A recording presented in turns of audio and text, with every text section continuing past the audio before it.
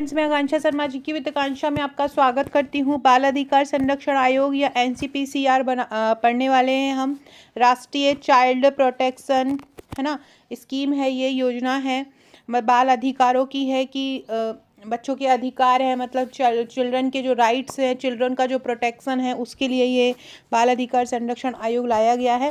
हर shift में इसके question पूछे जा रहे हैं। तो पहले अपन इसका थोड़ा सा बेसिक पढ़ लेते हैं, फटाफट करेंगे, 10-12 मिनट में, ज़्यादा समय नहीं लेंगे, फटाफट में आपका पूरा तैयार हो जाएगा। सबसे पहले बात करते हैं इसका स्वरूप कैसा होता है। जो बाल अधिकार संरक्षण आयोग होता है, इसका स्वरूप कैसा होता है? तो इसका स्वरूप या तो सांविधिक होता है या सलाहकारी होता है। सांविधिक इसलिए होता है क्योंकि ये एक अधिनियम के तहत आया है। जब भी कोई भी संस्था किसी अधिनियम के तहत बनती है तो वो सांविधिक हो जाती है, ठीक है। और ये सलाह देने का काम करती है बच्चों की सुरक्षा से संबंधित, इसलिए इसको सलाहकारी संस्था भी बोलते हैं। तो अगर आपसे पूछा जाए कि जो एनसीपीसीआर, देखो ये एम है इसलिए ये एमपी मध्य प्रदेश का आ जाएगा, अगर ये नेशनल का हो जाएगा तो एनसीपीसीआर आ जाएगा, ठीक है। तो ये दोनों में ही सांविधिक और सलाहकारी निकाय है। बाल अधिकार जो संरक्षण आयोग अधिनियम की जो स्थापना हुई थी, या बाल अधिकार जो आयोग बना था, तो उसके लिए पहले अधिनियम लाया गया था। वो अधिनियम कब आया था? 2005 में आया था। इस अधिनियम की धारा 17 कहती है कि हर राज्य के लिए एक बाल संरक्षण आयोग होगा। तो आपसे पूछे कि मध्य प्रदेश बाल संरक्षण आयोग की स्थापना बाल अधिकार अधिनियम की किस धारा के अंतर्गत हुई थी? तो धारा 17 के तहत हुई थी। कब हुई थी इसकी स्थापना? 22 दिसंबर 2007 को। कब हुई थी इसकी स्थापना? 22 दिसंबर 2007 को इसकी स्थापना हुई थी। नियुक्ति इसकी कौन करता है? तो नियुक्ति इसकी राज्य सरकार द्वारा होती है। महिला एवं बाल विकास मंत्री की अध्यक्षता वाली एक 3 सदस्यीय समिति की सिफारिश पर होती है। मतलब इसमें किसकी नियुक्ति किसके द्वारा होती है? नियुक्ति एक समिति द्वारा होती है, जिसकी अध्यक्षता कौन करता है? महिला एवं बाल विकास मंत्री करती हैं। कमेंट करके बताइएगा हमारी मध्य प्रदेश की महिला बाल विकास मंत्री कौन है। इसकी अध्यक्ष और सदस्यों की नियुक्ति कौन करते हैं? राज्य सरकार करते हैं। सदस्यों का सेवा निर्धारण भी कौन करता है? राज्य सरकार करता है। सदस्य संरचना में बात करें तो एक अध्यक्ष होता है और 6 सदस्य होते हैं। मतलब इसमें एक अध्यक्ष होता है और कितने? 6 सदस्य होते हैं। ये मतलब टोटल इसमें अध्यक्ष सहित कितने सदस्य हो जाएंगे? 7। आपसे पूछेंगे बाल अधिकार संरक्षण आयोग में सदस्य कितने होते हैं? तो 7 होते हैं। 2 महिला सदस्य इसमें होना आवश्यक है। तो बाल संरक्षण आयोग में महिला कितनी होना चाहिए? 2 होना चाहिए। कार्यकाल की बात करें तो अध्यक्ष और सदस्यों का कार्यकाल अलग अलग होता है। अध्यक्ष का कार्यकाल 3 वर्ष या 65 वर्ष होता है और सदस्य का कार्यकाल 3 वर्ष या 60 वर्ष होता है। आयोग को किस प्रकार के न्यायालय की शक्ति प्राप्त है? तो आयोग को सिविल न्यायालय की शक्ति प्राप्त है। कौन से? सिविल न्यायालय की आयोग को शक्ति प्राप्त है। आपसे पूछेंगे एनसीपीसीआर को किस प्रकार की शक्तियाँ प्राप्त है? तो सिविल न्यायालय की शक्तियाँ इसको प्राप्त हैं। इसमें जो बाल अधिकार संरक्षण आयोग है या जो बाल अधिकार अधिनियम है, उसमें नियम बनाने की शक्तियाँ किस पर है? अगर राज्य का है तो राज्य सरकार को है, केंद्र का है तो इसका केंद्र सरकार को। इसका विस्तार कहाँ पर है? पूरे मध्य प्रदेश में इसका विस्तार है। अब ये सबसे मेन चीज़, बाल अधिकार संरक्षण आयोग में किस उम्र तक के बच्चे आते हैं? तो 0 से 18 वर्ष तक के बच्चे आते हैं। वर्तमान अध्यक्ष मध्य प्रदेश बाल संरक्षण आयोग के कौन से हैं? द्रविंद्र मौर्य हैं। जबकि राष्ट्रीय की बात करें तो राष्ट्रीय के प्रियंक कानूनगो है। प्रियंका नहीं है, प्रियंक है, ठीक है। प्रियंक कानूनगो हैं, विदिशा जिले के ही है ये, और लेकिन ये राष्ट्रीय स्तर के हैं, ठीक है। और मध्य प्रदेश के कौन से हैं? द्रविंद्र मौर्य, दोनों याद रखना। भारत सरकार की जो महिला बाल विकास मंत्रालय होता है, इस संगठन का प्रभारी होता है। आपसे पूछेंगे कि जो एनसीपीसीआर का प्रभारी कौन होता है? तो महिला एवं बाल विकास मंत्रालय होता है। पंचायत स्तर पर बाल संरक्षण समिति का गठन किया जाता है। आपसे पूछेंगे कि जो बाल संरक्षण समिति होती है, ये पूछा गया है किसी शिफ्ट में, एनसीपीसीआर के अंतर्गत जो बाल संरक्षण समिति होती है उसका गठन किस स्तर पर किया जाता है? तो पंचायत स्तर पर किया जाता है। ये जो वीडियो है ना, इसकी ये टॉपिक वाला, ये मैं ऑलरेडी पहले भी बना चुकी हूँ और हमारे हम जीतेंगे बैच में भी बना चुकी हूँ। राष्ट्रीय बाल संरक्षण आयोग का जो गठन है वो कब किया गया था? 5 मार्च 2007 को। ये राष्ट्रीय की बात हो रही है, ठीक है। राष्ट्रीय बाल संरक्षण आयोग के 2 अधिवेशन के बीच 3 महीने से अधिक का अंतर नहीं होना चाहिए। मतलब अगर अधिवेशन हो रहे हैं राष्ट्रीय बाल अधिकार संरक्षण आयोग के, तो जो 2 अधिवेशन होते हैं उनमें 3 महीने से अधिक का अंतर नहीं होना चाहिए। मध्य प्रदेश राज्य बाल अधिकार संरक्षण आयोग का कार्यालय कहाँ पर है? भोपाल में है। इसकी अधिकारिता कैसी है? राष्ट्रीय स्तर पर होती है। राष्ट्रीय स्तर पर जो होता है वो कौन सा होता है? राष्ट्रीय बाल अधिकार संरक्षण आयोग। राज्य स्तर पर क्या होता है? राज्य बाल अधिकार संरक्षण आयोग। जिला स्तर पर क्या होता है? बाल न्यायालय होता है। बहुत इंपॉर्टेंट, जिला स्तर पर बाल न्यायालय होता है और पंचायत स्तर पर बाल संरक्षण समिति होती है। इसके कुछ क्वेश्चन लगा के कुछ गोद लेने की प्रक्रिया में क्या योगदान है वो भी करते हैं।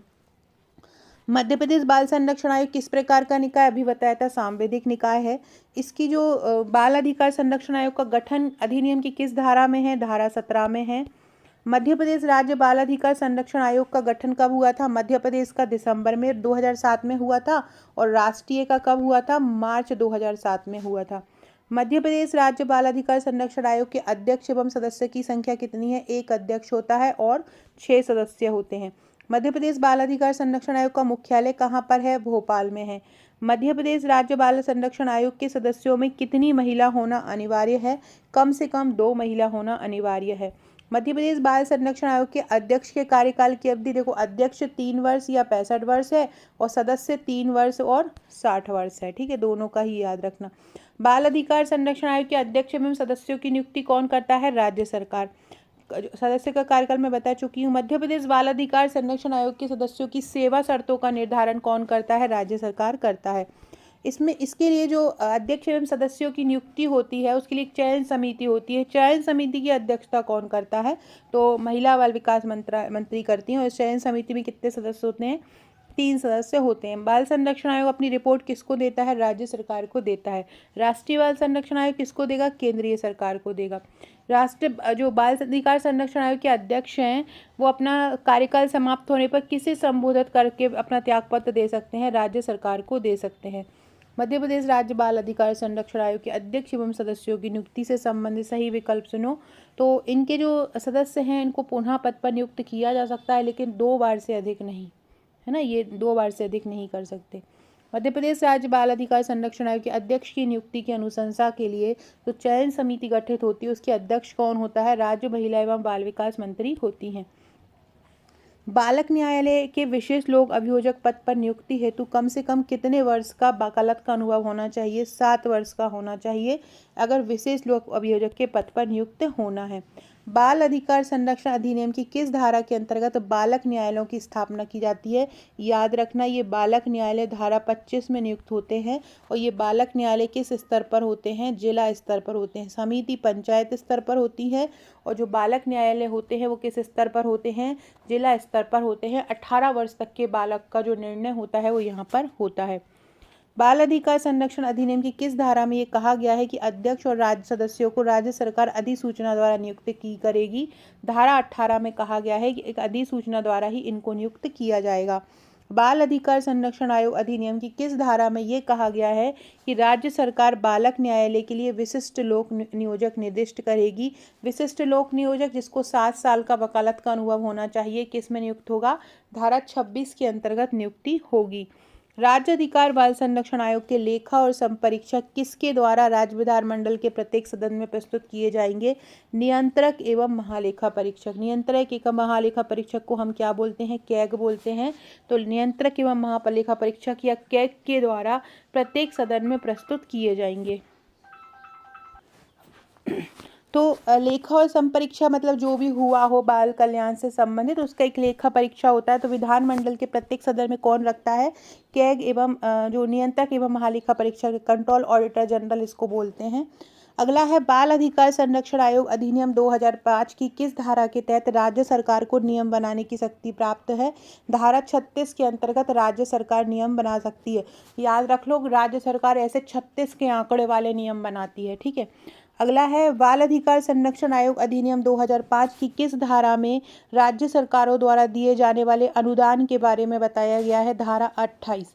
धारा 28 में राज्य सरकारों द्वारा दिए गए अनुदान के बारे में बताया गया। अनुदान के बारे में किस धारा में? धारा 28 में बताया गया है। मध्य प्रदेश बाल संरक्षण आयोग का गठन किस माध्यम से किया गया है? तो बाल अधिकार संरक्षण अधिनियम 2005 के माध्यम से किया गया है। मध्य प्रदेश राज्य बाल अधिकार संरक्षण आयोग के क्या क्या कार्य हैं? वैश्विक एवं राष्ट्रीय कानूनों का अध्ययन करना, बच्चों का स्वास्थ्य सुधार एवं संरक्षण। देखो ये पूछा जा सकता है कि क्या बाल अधिकार संरक्षण आयोग बच्चों के स्वास्थ्य पर ध्यान देती है? हाँ बिल्कुल देती है, स्वास्थ्य सुधार पर ध्यान, है ना। उसके अलावा बाल अधिकारों के संबंध में जागरूकता फैलाना भी इनका लक्ष्य है। तो उपरोक्त तो सभी इसके आंसर में हो जाएगा। तो क्या हो जाएगा इसका? उपरोक्त सभी इसका आंसर हो जाएगा। बहुत सारे लोगों के कमेंट आ रहे हैं कि हॉस्टल वाले का, जो हॉस्टल अधीक्षक की वैकेंसी निकलने वाली है, छात्रावास अधीक्षक की, उसका कोर्स अभी लॉन्च करो। तो उसका कोर्स अभी हम लॉन्च नहीं कर सकते हैं। एक बार सिलेबस पता चल जाए कि एग्ज़ाम कब है तब पता चल जाए, या एटलीस्ट सिलेबस ही पता चल जाए तो अपन उसके अकॉर्डिंग तैयारी करें। क्योंकि अभी अपने मध्य प्रदेश में बहुत समय से ये एग्ज़ाम हुआ नहीं है। छत्तीसगढ़ में होता है एग्ज़ाम। तो छत्तीसगढ़ में तो मैथ्स, रीजनिंग, जीके और बाल विकास वाला जो चैप्टर होता है, जो अपने सुपरवाइजर में पढ़ा है ना, वो वहाँ पर भी आ सकता है। और कोई भी इसका फॉर्म भर सकता है, छात्रावास। यानी इसमें कोई भी ऐसा नहीं है कि साइंस बैकग्राउंड वाला ही चाहिए, आपने बीए किया हो, बीकॉम किया हो, कोई भी इसका फॉर्म भर सकता है। तो निश्चित होकर वो फॉर्म भरिएगा। लेकिन सबसे मेन चीज़ होती है, अगर व्यापम और पीएससी में कोई सबसे बेस्ट चीज़ होती है तो वो होता है पीएससी के थ्रू कोई वैकेंसी निकलती है। पीएससी का मतलब वही नहीं है कि अगर एक ही एग्ज़ाम निकल जिससे अपन को डिप्टी कलेक्टर या तहसीलदार बनते हैं। पीएससी बहुत सारे एग्ज़ाम निकालती है जो वनडे एग्ज़ाम होते हैं। जैसे कि छात्रावास में भी कुछ एग्ज़ाम व्यापम के थ्रू निकलेंगे, लेकिन कुछ जो वैकेंसी होंगी ना, तो वो एमपीपीएससी के थ्रू निकलेंगी। एमपीपीएससी को जिसने समझ लिया, एमपीपीएससी को जो एग्ज़ाम देना सीख गया, तो समझ लो आप जितना सुपरवाइज़र में आप लोगों ने मेहनत की है, मैं देखी हूँ, मेरे बच्चों को देखी हूँ जिन्होंने मेरे बैच लिया है, कंटिन्यू मेरी बातें होती है उनसे, है ना। तो मैं समझ सकती हूँ कि उन्होंने कितनी मेहनत की है। मतलब उन्होंने दिन ना रात कोई नहीं देखा है, बस पढ़ाई पढ़ाई पढ़ाई करी है। और यहाँ पर में क्या है ना कि क्वेश्चन का लेवल थोड़ा सा अलग हो जाता है, कोई समझ आधारित हो जाता है, कहीं कुछ क्वेश्चन रिपीट हो जाते हैं, कुछ भी मतलब हो सकता है। लेकिन यहाँ जो एमपीपीएससी होता है वह वनडे एग्जाम होता है, ओएमआर सीट पर एक पेपर बनाना रहता है और जो बहुत अच्छा लेवल का क्वेश्चन बनता है। इसी सबसे बोलूँगी कि एफएसओ की तैयारी स्टार्ट कर दो, बहुत अच्छी एग्ज़ाम है। 17 साल बाद ये एग्ज़ाम आ रही है, क्या पता आप कब आए और क्या पता आपके भाग्य में यही लिखा हो। क्योंकि एक यूनिट जो आपने ये पढ़ा है ना सुपरवाइज़र का, एक यूनिट तो पूरा का पूरा वही है, पूरा का पूरा न्यूट्रिशन ही है। आपने भोजन के बारे में पढ़ा है, ये सारी चीज़ें इसमें मिल जाएंगी। इसके अलावा अधिनियम आपने कुछ पढ़े हुए हैं खाद्य से रिलेटेड, वो भी आपको यहाँ पे मिल जाएंगे। तो सारे लोग इसका फॉर्म ज़रूर भर देना। अगर मेरे साथ आप जुड़ना चाहते हो तो मैंने एफएसओ का ट्रिकी बैच लॉन्च कर दिया है। ट्रिकी बैच इसलिए लॉन्च किया है क्योंकि इसमें कठिन फैक्ट हैं, जिसको मैं सारे ही फैक्ट को ट्रिक द्वारा याद कराऊंगी। जो मुझसे पढ़े होंगे पहले हम जीतेंगे बैच में, या पहले पीएससी पढ़े होंगे, मेरी ट्रिक के बारे में जानते हो कि मैं ट्रिक द्वारा हर एक टॉपिक बहुत बारीकी से याद करवा देती हूँ। तो जो भी ज्वाइन करना चाहते हैं फटाफट एप्लीकेशन डाउनलोड कर दो, नीचे डिस्क्रिप्शन बॉक्स में उसकी लिंक मिलेगी। 5 तारीख से क्लासेस स्टार्ट हैं, पहली क्लास से ही ज्वाइन कर लेना ताकि एक रिदम बनी रहे कि हाँ हम ये टॉपिक पढ़ी हुई। पहला टॉपिक ही मैं अधिनियम कराने वाली हूँ, उसमें 102 धाराएं हैं, उसी से ही पूरा का पूरा आपका खाद्य तकनीकी, खाद्य सुरक्षा सारे आपके क्लियर होते जाएंगे। कौन खाद्य सुरक्षा की चेकिंग करता है, अन्वेषक क्या होता है ना, आयुक्त कौन होता है खाद्य सुरक्षा, तो ये सारा मैं करवा दूंगी। तो तुरंत ज्वाइन कर लीजिए ताकि 5 तारीख से क्लासेस स्टार्ट कर पाओ। कमेंट बॉक्स में एप्लीकेशन की लिंक मिल जाएगी आपको, तो वहाँ से आप उसको ज्वाइन कर सकते हो। तो सारे लोग इसको ज्वाइन कर लीजिएगा। किसी भी प्रकार की समस्या आने पर मुझे व्हाट्सअप कर दीजिएगा।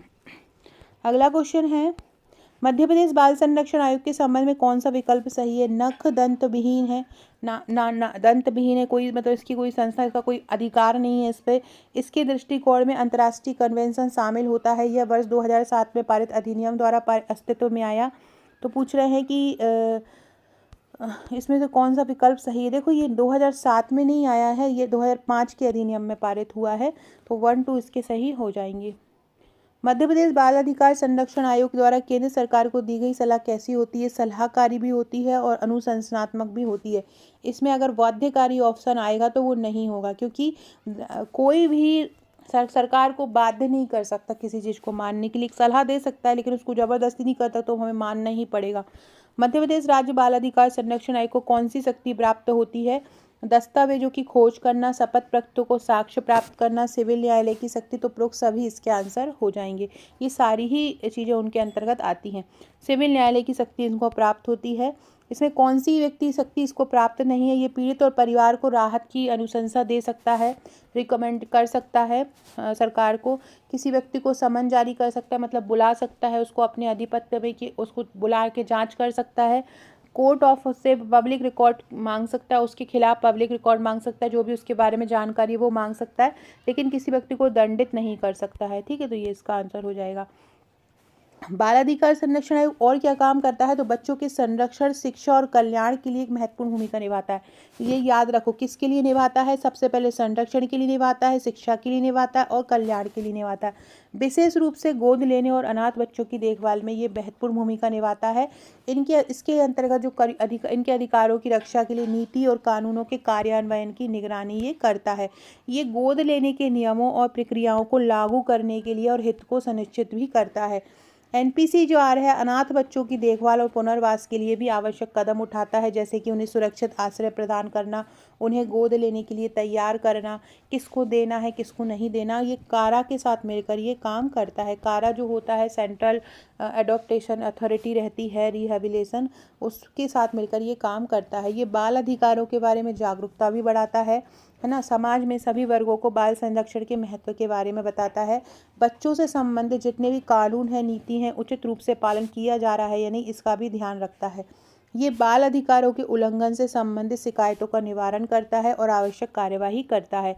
राष्ट्रीय बाल अधिकार संरक्षण आयोग बाल अधिकारों के सार्वभौमिकता और अखंडता के सिद्धांत पर बल देता है तथा देश के बच्चों से जुड़े सभी नीतियों में अति आवश्यकता की आवाज़ को आधिकारिक रूप से मान्यता प्रदान करता है। इसमें किस वर्ग के बच्चे आते हैं, 0 से 18 वर्ष के बच्चे आते हैं।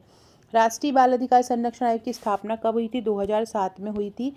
मुख्य कार्य क्या है, बच्चों को शिक्षा देना, अधिकारों की रक्षा करना, रोजगार दिलाना, खेल कूद में भाग लेने में मदद करना। मुख्य कार्य इसका पूछ रहे हैं, तो इसके बच्चों की अधिकारों की रक्षा करना इसका मुख्य कार्य हो जाएगा। गोद लेने की प्रक्रिया में एनसीपीसीआर की प्रमुख भूमिका क्या है, ये इंपॉर्टेंट है। गोद लेने में क्या भूमिका है, तो गोद लेने वाले माता पिता की जांच करना, बच्चों को गोद लेने के लिए तैयार रहना, गोद लेने के नियमों और प्रक्रियाओं को लागू करना। तो ये तीनों ही इसके आंसर हो जाएंगे। फ्रेंड्स, कमेंट बॉक्स में आपको मेरी एप्लीकेशन, टेलीग्राम, व्हाट्सएप ग्रुप की लिंक मिल जाएगी। इस एग्ज़ाम के बाद आपको उन ग्रुप की आवश्यकता पड़ेगी, क्योंकि वहाँ पर आपको सारी जानकारी मिल जाएगी, तो ज्वाइन कर लीजिएगा। इसके अलावा आपका नंबर अगर मेरे पास सेव नहीं है तो 6260190944 पर अपना नंबर सेव करा दीजिएगा, यहाँ भी जानकारी मिल जाएगी। एक हमने एप्लीकेशन जो अभी बनाया उसमें एक फ्री फोल्डर बनाया है, उसमें आपको बहुत अच्छी अच्छी चीज़ें मिल जाएंगी पढ़ने के लिए, तो वो डाउनलोड करके रख लीजिएगा।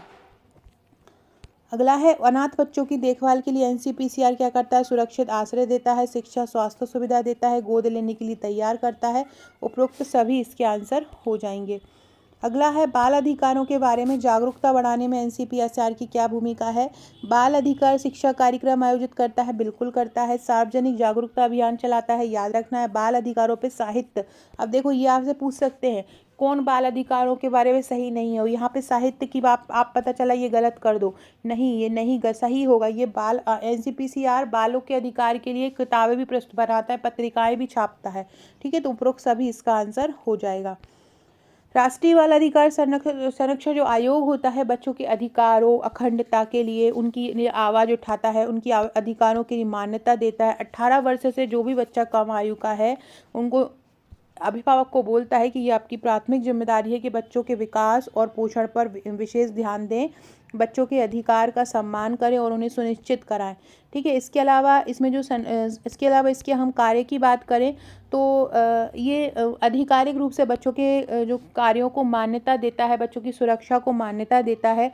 आपसे पूछे कि भारत में बाल अधिकारों के क्रियान्वयन के लिए या कार्यान्वयन के लिए कौन सा निकाय जिम्मेदार होता है, तो यही बाल संरक्षण आयोग जिम्मेदार होता है। बाल अधिकार संरक्षण एनसीपीसीआर का फुल फॉर्म क्या होता है, national commission for the protection of child rights.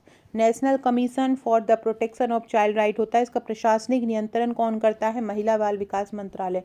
Important है, याद रखना, ये पूछ सकते हैं एनसीपीएससी का पीसीआर का प्रशासनिक नियंत्रण कौन करता है, महिला बाल विकास मंत्रालय करता है। ठीक है, और 2007 में इसकी स्थापना हुई थी, वैधानिक आदेश के रूप में इसकी स्थापना हुई थी। इस संगठन का प्रभारी कौन होता है, महिला बाल विकास मंत्रालय होता है ना। और इसके अलावा इसका उद्देश्य क्या है, जितनी भी नीतियाँ होती हैं बाल अधिकार से संबंधित, संयुक्त राष्ट्र सम्मेलन जो भी नीतियाँ आई हों उनको लागू कराने का ये काम करता है।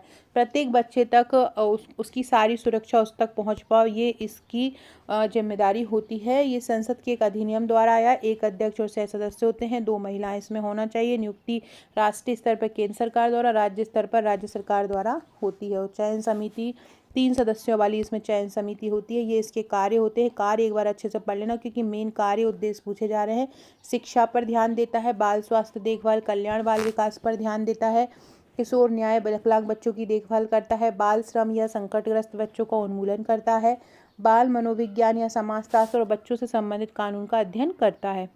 फ्रेंड्स, ये है पूरा फूड सेफ्टी ऑफिसर का हमारा बैच। एक बार देख लीजिए क्या क्या मिलने वाला है आपको। इसमें हस्तलिखित नोट्स मिलने वाले हैं ई बुक के रूप में, बहुत इजी लैंग्वेज में। मार्केट की बुक से बहुत इजी लैंग्वेज रहेगी, है ना। एक हैंड रिटन रहता है तो आराम से पढ़ने में आ जाता है। रिकॉर्डेड ट्रिकी वीडियो रहेंगे, संपूर्ण सिलेबस रहेगा, टेस्ट रहेगा, हर टॉपिक के MCQ रहेंगे। अभी इसका जो चार्ज है वो शुरू के 101 से 150 लोगों को 2999 है। 100 लोग हो चुके हैं। सुपर 100 1999 में दिया गया था। जल्दी ले लीजिए, नहीं तो इसका चार्ज 4999 हो जाएगा। आबकारी का बात करें तो 499 में है। आरंभ के 50 स्टूडेंट को 10 अप्रैल से क्लासेस हैं। ये सारी चीज़ें आपको इसमें मिलने वाली हैं, आप देख सकते हैं। तो इसको भी एप्लीकेशन के थ्रू ज्वाइन कर सकते हैं। ये MPPSC प्रीलिम्स का ट्रिकी बैच है। इसके रजिस्ट्रेशन भी आरंभ हो चुकी। क्लासेस 25 अप्रैल से आरंभ के केवल 100 स्टूडेंट को 1999, उसके बाद इसका चार्ज 4999 हो जाएगा। ये सारी चीज़ें इसमें मिलने वाली हैं। हस्तलिखित theory notes, topic wise video, topic detail में कवर, कठिन टॉपिक ट्रिक्स याद, weekly current affair, topic wise MCQ, test series, ये सारा कुछ मिलने वाला है। तो हमारा फूड सेफ्टी ऑफिसर का ट्रिक बैच क्यों लेना चाहिए आपको, क्योंकि हम बहुत सरल भाषा के नोट्स दे रहे हैं आपको, रिकॉर्डेड ट्रिक के साथ वीडियो दे रहे हैं, ट्रिक के साथ नोट्स दे रहे हैं, ग्राफ चित्र टेबल का प्रयोग करके नोट्स उपलब्ध करवाए जा रहे हैं। संपूर्ण सिलेबस, हर टॉपिक के MCQ, हर टॉपिक का टेस्ट, एक अलग फोल्डर आपको मिल जाएगा जहाँ MCQ अलग मिलेंगे, टॉपिक के टेस्ट अलग मिलेंगे, जहाँ पर आपको थ्योरी अलग मिलेगी, है ना। आरंभ के जो 101 से 105 विद्यार्थी हैं उसके लिए 2999 है। उसके बाद इसका 4999 हो जाएगा। आयोग के जो अध्यक्ष और सदस्य वो किसको इस्तीफा दे सकते हैं, केंद्र सरकार को दे सकते हैं और राज्य वाले राज्य सरकार को दे सकते हैं। या कोई भी अगर कोई व्यक्ति गलत करता है, दिवालिया घोषित करता है तो उसको भी हटा दिया जा सकता है। राज्य सरकार द्वारा उसको हटा सकते हैं, उसको पूर्व सूचना द्वारा। इसके अलावा आयोग का लक्ष्य है कि बच्चों के लिए कानून बनाए, नीति बनाए, कार्यक्रम और प्रशासनिक प्रक्रिया जो भी संवैधानिक दृष्टि के अनुरूप हो उनको लागू करे। शिक्षा का अधिकार अधिनियम 2009 के तहत ये बच्चों को मुफ्त और अनिवार्य शिकायत अगर नहीं मुफ्त और अनिवार्य शिक्षा अगर नहीं मिलती तो उसके खिलाफ शिकायत की जांच करता है। पॉक्सो अधिनियम के कार्यान्वयन की देखरेख भी करता है। ये क्वेश्चन इंपॉर्टेंट है, आपसे पूछेंगे कि पॉक्सो अधिनियम के कार्यान्वयन की देखरेख कौन करता है, तो NCPCR ही करता है। ठीक है, इसको याद रखना। इसके अलावा आयोग का उद्देश्य रहता है कि ये गारंटी देना कि सभी कानून और विनियमों का जो पालन है वो अच्छे से किया जाए। ये बाल अधिकारों पर संयुक्त राष्ट्र कन्वेंशन और जनादेश का भी प्रतिनिधित्व करता है। इसके अलावा ये दस्तावेज की खोज कर सकता है, सिविल न्यायालय की इसकी शक्ति प्राप्त होती है, बच्चों की सुरक्षा के उपाय कर सकता है, समय पर रिपोर्ट दे सकता है, बाल अधिकारों के उल्लंघन की जांच कर सकता है ना। इसके अलावा बाल अधिकारों के क्षेत्र में अनुसंधान कर सकता है, उनकी सुरक्षा उपायों ज्ञानों में वृद्धि कर सकता है, संगठनों के काम में बच्चों के विचारों को बढ़ावा दे सकता है ना। बच्चे का डाटा एकत्रित कर सकता है। ये सारी चीज़ें इसके अधिकार में आती है। सो फ्रेंड्स, ये था हमारा आज का वीडियो। आशा है आपको वीडियो पसंद आया होगा। वीडियो अच्छा लगे तो लाइक शेयर सब्सक्राइब जरूर कीजिएगा। इसकी जो PDF है मैं एप्लीकेशन पर डाउनलोड कर लूँगी। एप्लीकेशन 2 डली हुई हैं जिसमें 1000+ फॉलोअर हैं, वो उसको डाउनलोड कर लीजिएगा। या GK विद आकांक्षा मत कीजिएगा, GK विद आकांक्षा शर्मा करके डाउनलोड कीजिएगा। GK विद आकांक्षा शर्मा, थोड़ा सा लास्ट में आपको साइड में ब्लैक बैकग्राउंड मिल जाएगा और कमेंट बॉक्स में भी मैं लिंक पिन कर दूंगी, उसको आप डाउनलोड कर लीजिएगा। Okay friends, thank you.